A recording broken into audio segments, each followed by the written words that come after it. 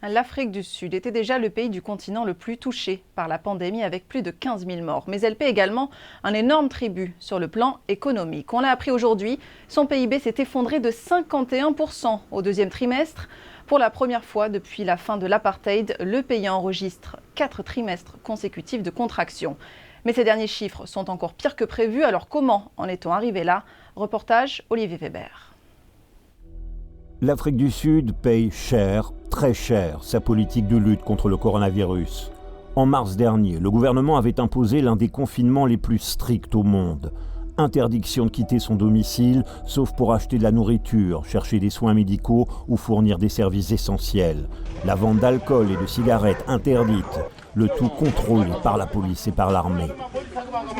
Ces mesures ont depuis été levées, mais le mal est fait pour le deuxième trimestre. Beaucoup d'entreprises ont dû fermer définitivement ou licencier du personnel.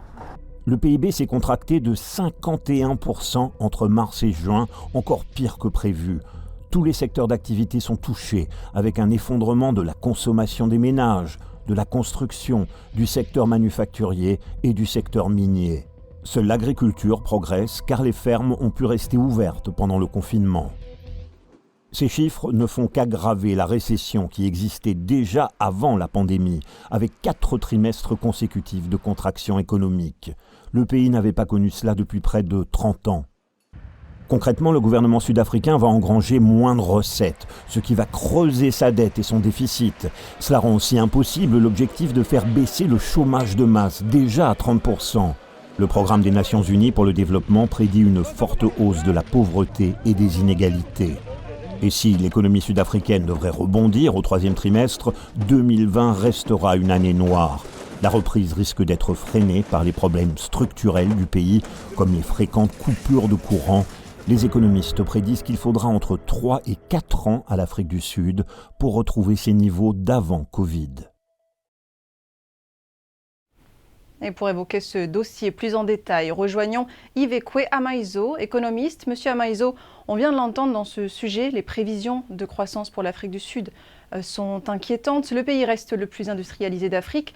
Doit-on craindre des répercussions à l'échelle du continent ? Absolument. Sachez que l'Afrique du Sud et le Nigeria, à eux seuls, les deux, représentent souvent plus de la moitié de la capacité productive en Afrique. Cette Afrique qui tenait la croissance encore il n'y a pas longtemps est obligée, comme tous les autres pays d'ailleurs, de subir cette récession dont vous avez parlé à juste titre. Mais restons quand même positifs. Vous savez, la France est autour de moins 9% de contraction, le Royaume-Uni autour de 13-14 et d'autres pays c'est encore pire. Donc je dirais c'est un mouvement quand même général. Alors les pays africains ont-ils fait suffisamment pour protéger leurs économies de manière générale ? Je dirais qu'au départ non, puisque vous savez que beaucoup de dirigeants africains font plutôt du mimétisme en économie. Il est vrai que, et notamment en faisant le confinement, comme vous l'avez justement dit pour l'Afrique du Sud. Le confinement veut dire qu'ils ont privilégié le volet sanitaire et non pas le volet économique. Et du coup, vous avez vu les conséquences et les chiffres que vous avez mentionnés. C'est une très mauvaise connaissance de l'organisation stratégique d'un pays, c'est-à-dire qu'il ne faut pas...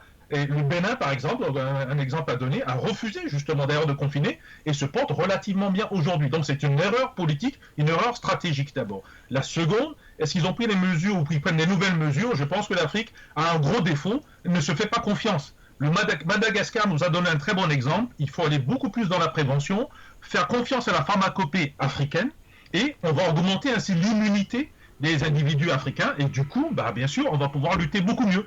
C'est ce que fait la Chine, c'est ce que fait certains pays africains, mais pas tous encore. Alors, quelles sont les mesures à prendre dans une telle situation pour protéger son économie, justement ? Et surtout, n'est-il pas trop tard aujourd'hui pour prendre des mesures ? Vous savez, il n'est jamais trop tard en économie, mais les mesures, il faut relancer la prévention. La pharmacopée, elle est partout, hein, c'est des plantes. Donc il suffit de les mettre ensemble et d'évoluer avec celles-ci.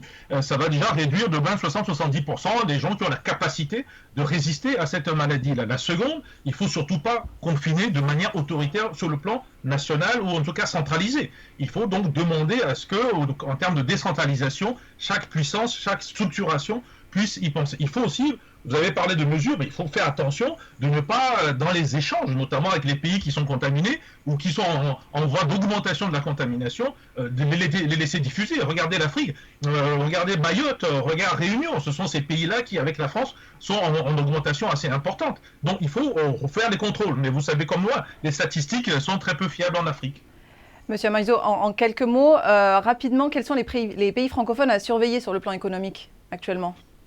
Bon, c'est un peu difficile à cause des statistiques, mais je pense qu'il y a quand même un gros problème actuellement pour ce qui est de la maladie. Le Rwanda, le Cameroun, des pays comme la République démocratique du Congo, voire la Côte d'Ivoire et le Sénégal.